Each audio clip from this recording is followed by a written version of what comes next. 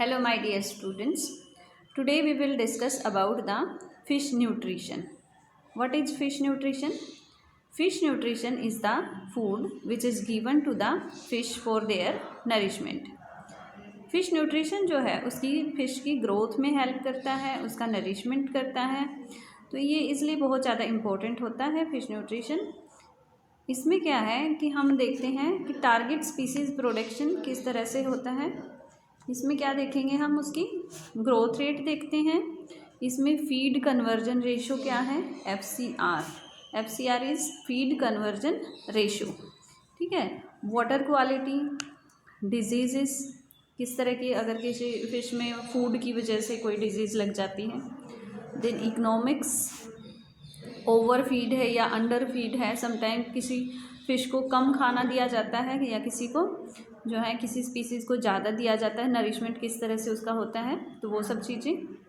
Species specific formulation available, और pond production है, एक पर्टिकुलर पॉन्ड की प्रोडक्शन वैल्यू अगर देखी जाएगी किस तरह से इसमें प्रोडक्शन होती है।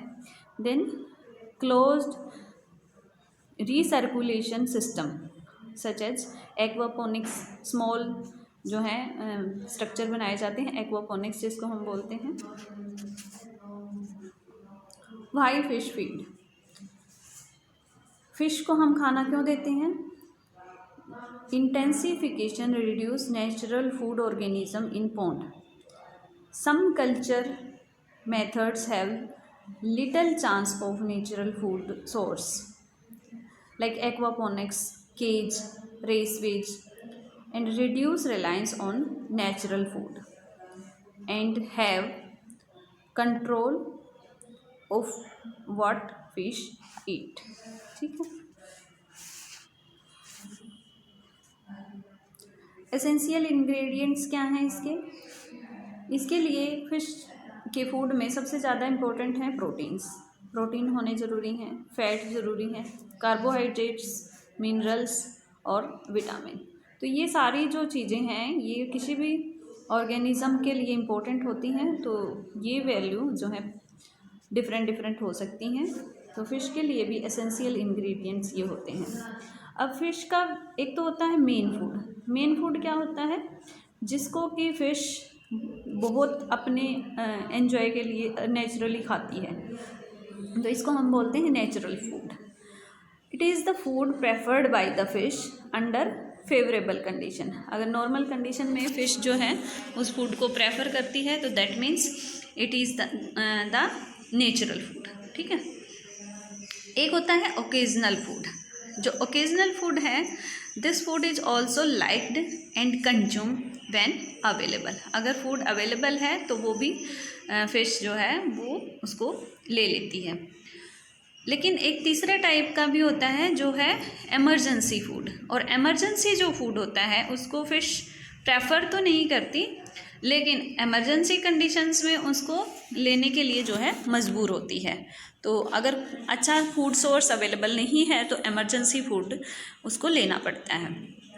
निकोल स्काई एक साइंटिस्ट हैं, निकोल स्काई, इन्होंने 1963 निकोल स्काई,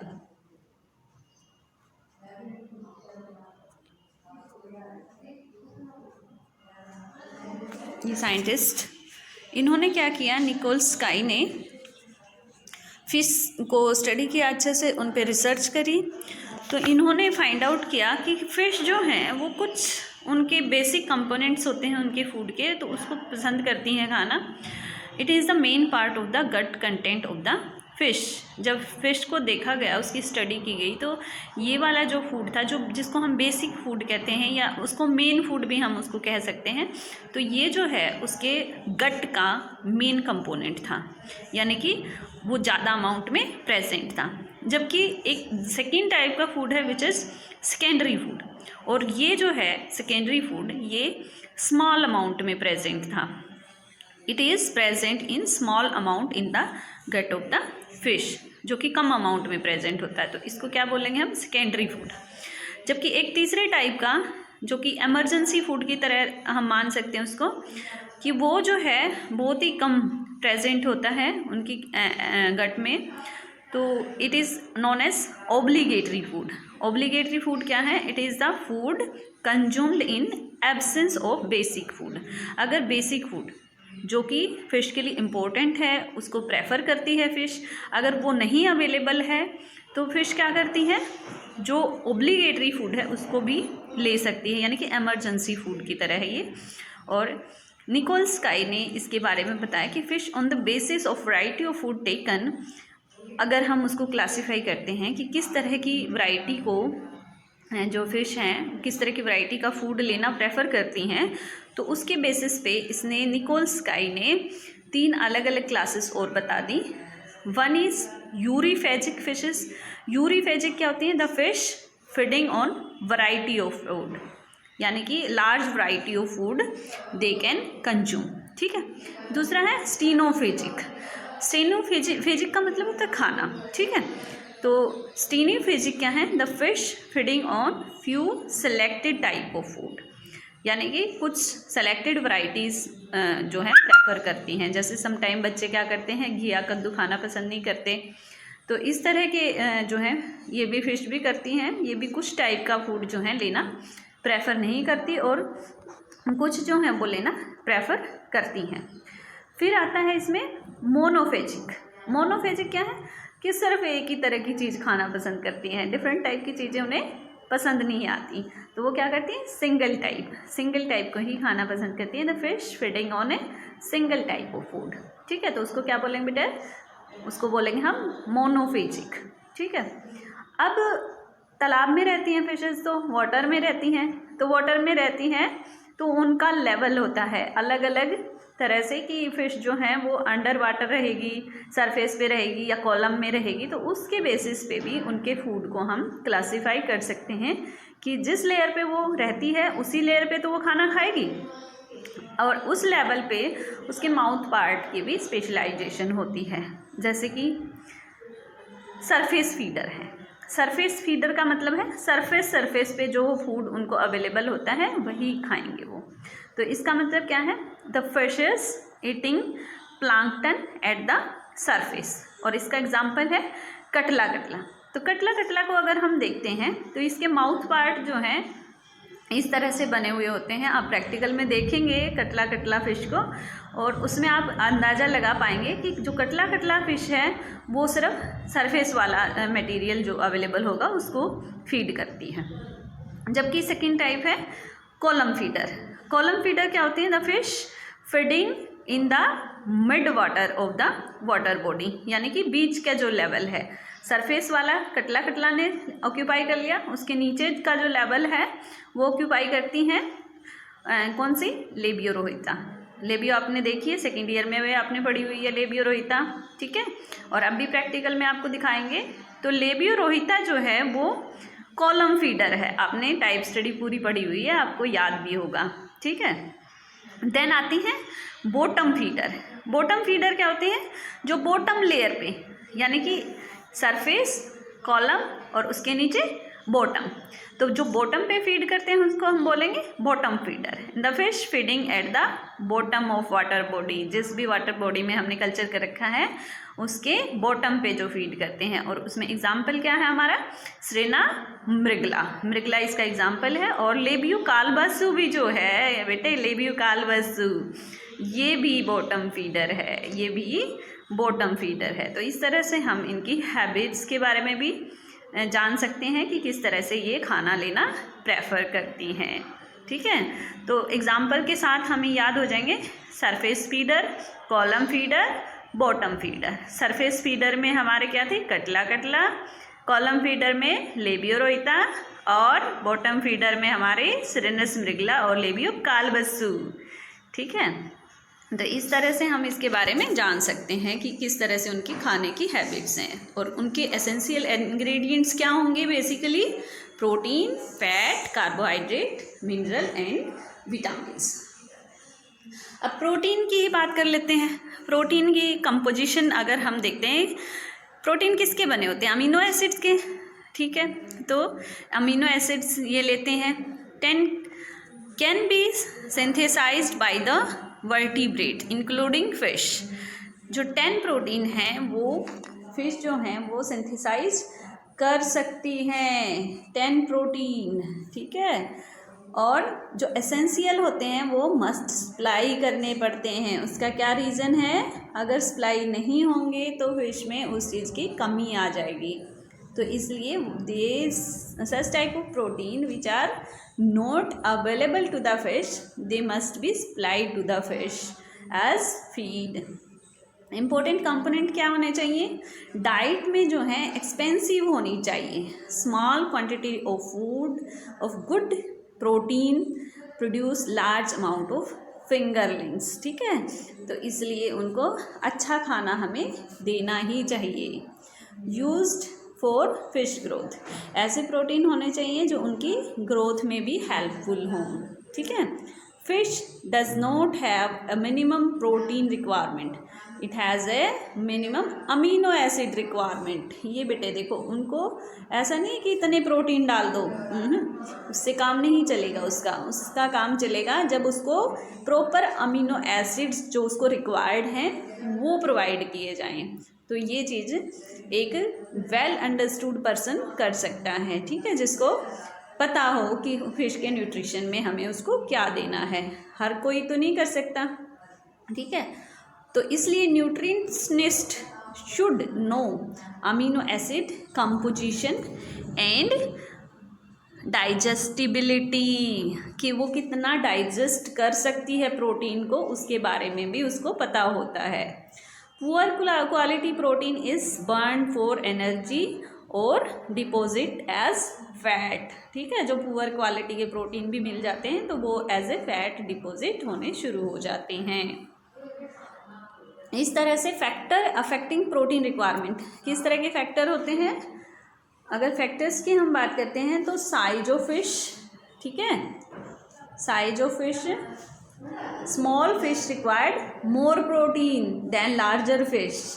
सेकंड है प्रोटीन क्वालिटी, प्रोटीन क्वालिटी मतलब कौन से अमीनो एसिड, जो हमने अभी बात करी कि कौन से अमीनो एसिड उनको रिक्वायर्ड हैं। Protein need to be of good quality such as from grain, amaranth और black soldier by fly larva.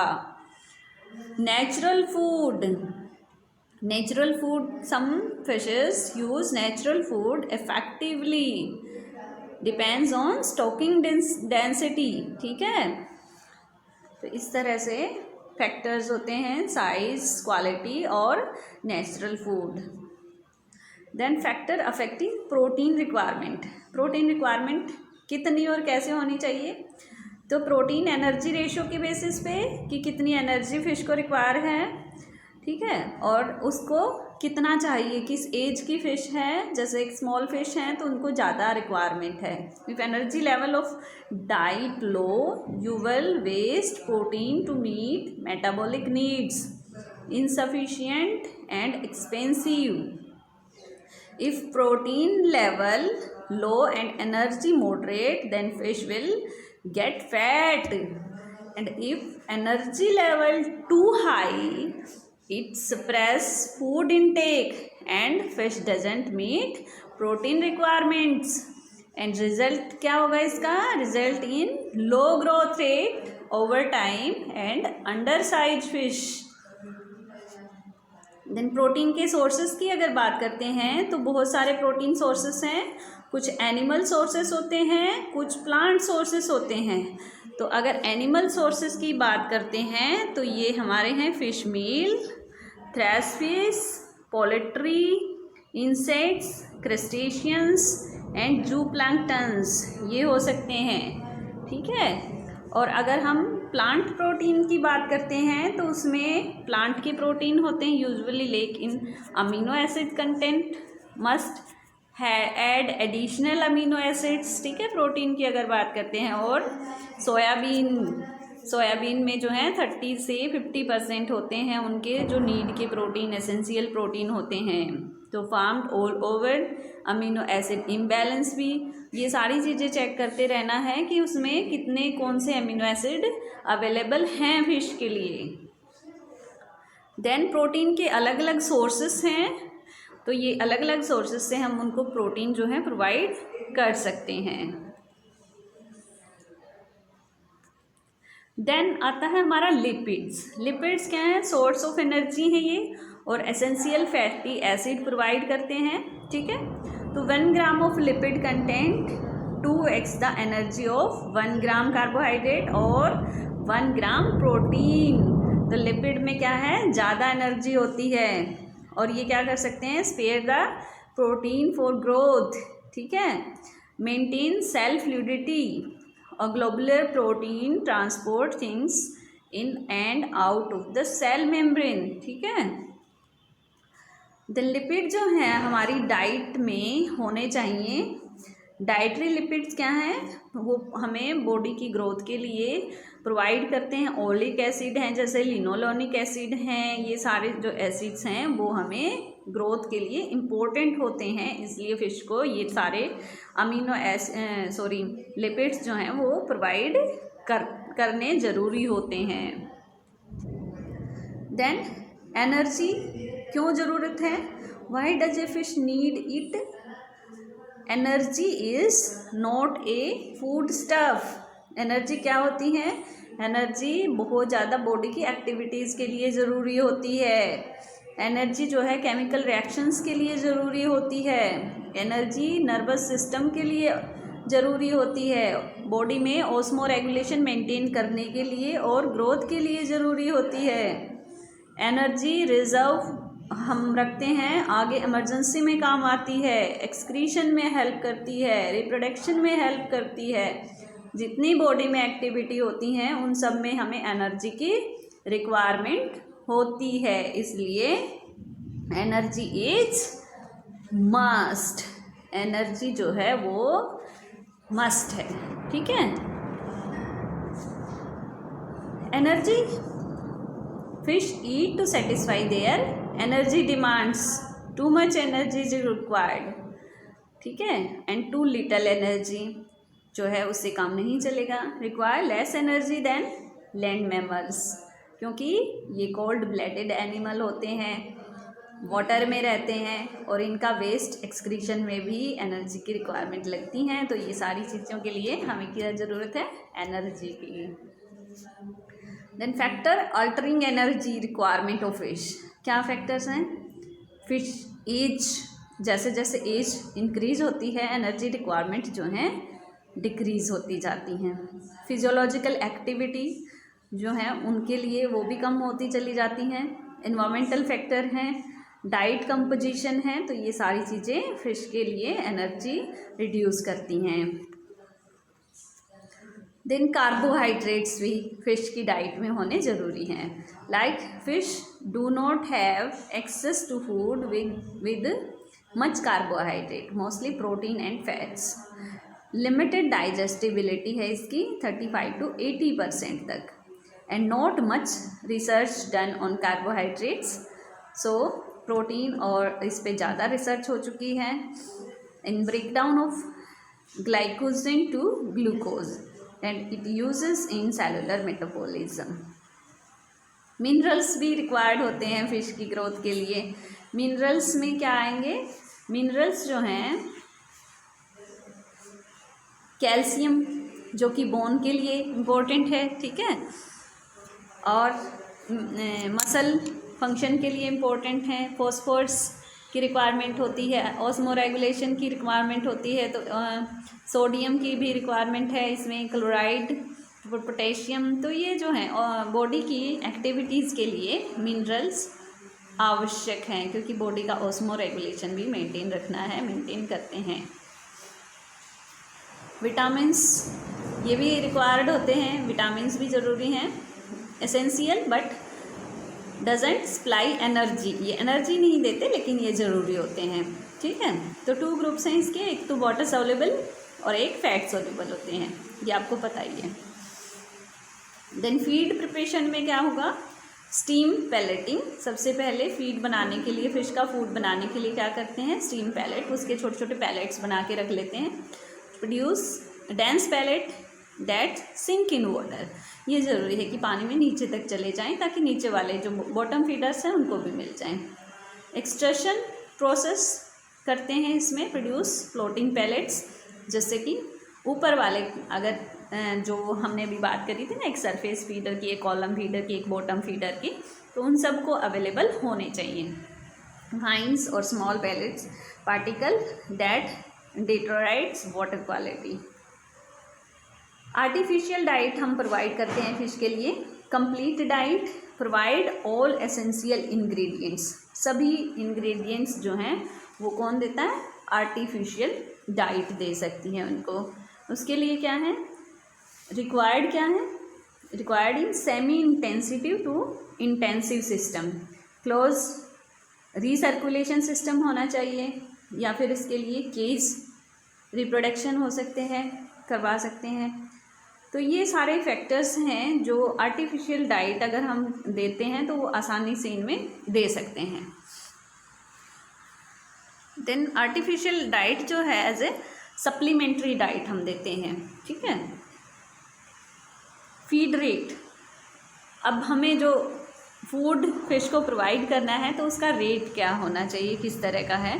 Depends on management strategy, feed type and size and species size and density, water temperature and quality and weather. ये सारी चीज़ों पे depend करता है feed rate. Feed का जो rate है वो डिपेंड करेगा इन सब चीज़ों पे, ठीक है। देन है फीडिंग स्ट्रेटजीज, कि हमें उसको फूड देना कैसे है। तो ये हमें अलग अलग टाइप की स्ट्रेटजीज बनानी पड़ती हैं। फीड जो all fish will eat during time period 2 to 4 eggs per day, ठीक है। 2 to 4 टाइम पर डे लेती हैं ये।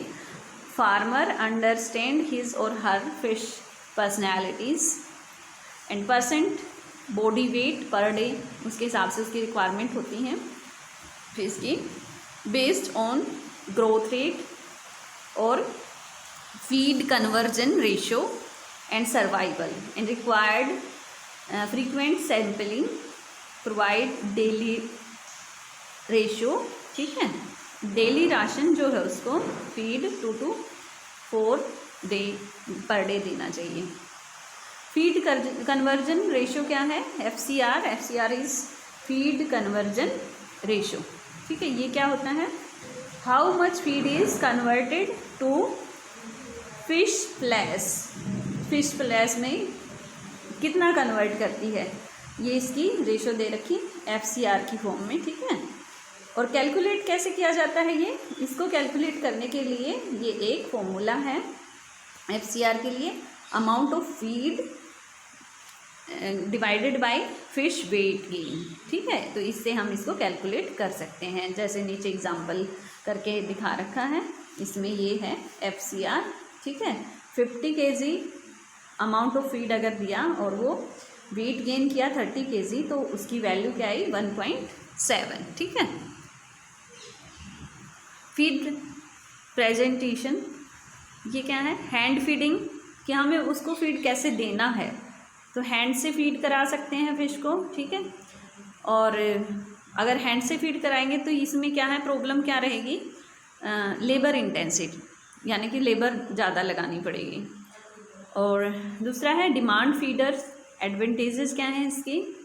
एड लिबिटम और लेस लेबर। एंड डिसएडवांटेजेस क्या है? Nature, higher FCR, fish bullies eat them, others frequently breaks and fall water causing mass fish die, ठीक है। डाई ऑफ कैपिटल कॉस्ट जो है काफ़ी ख़राब हो जाती है, ठीक है। देन है टाइप ऑफ फिश पैलेट, किस तरह के होने चाहिए? एक तो सिंकिंग टाइप और एक होने चाहिए फ्लोटिंग टाइप। सिंकिंग टाइप किसके लिए? जो बॉटम फीडर्स होते हैं, और फ्लोटिंग टाइप जो सरफेस फीडर टाइप होते हैं। तो सब टाइप के फिशेस को हमें फूड प्रोवाइड करना होता है, इसलिए। साइज ऑफ फीड किस तरह का होना चाहिए? Very important, fish will not consume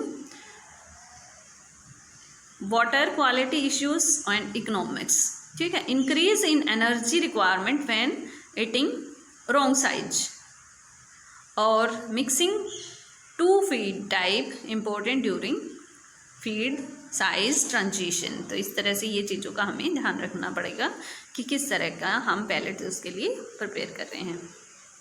ये फीड का चार्ट है, ये चार्ट हम देख सकते हैं। फीडिंग प्रोटोकॉल ये हमने कर लिया है कि कैसे कैसे हम उसको क्या खिला सकते हैं और कैसे हम उसको खिला सकते हैं।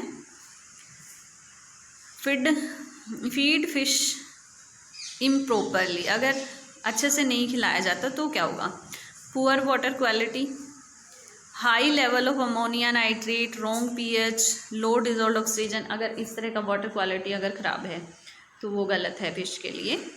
Slow growth and high FCR and nutrition linked disease prevalent, काफ़ी हो जाती हैं न्यूट्रिशन की डिसऑर्डर जो हैं प्रेवलेंट हो जाते हैं। लेस यूनिफॉर्मिटी, जैसे साइज़ वेरिएशंस हो जाएंगी, कोई छोटी रह जाएगी कोई बड़ी हो जाएगी। ड्रेस आउट परसेंटेज लो हो जाएगा, ठीक है। Feed storage, inadequate storage lead to nutrient loss, ठीक है। अगर स्टोरेज जो फूड है हमने तैयार किया है और उसकी स्टोरेज अगर हम प्रॉपर नहीं कर पाते तो उस केस में क्या होगा?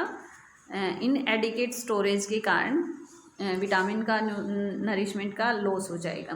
Cool and dry place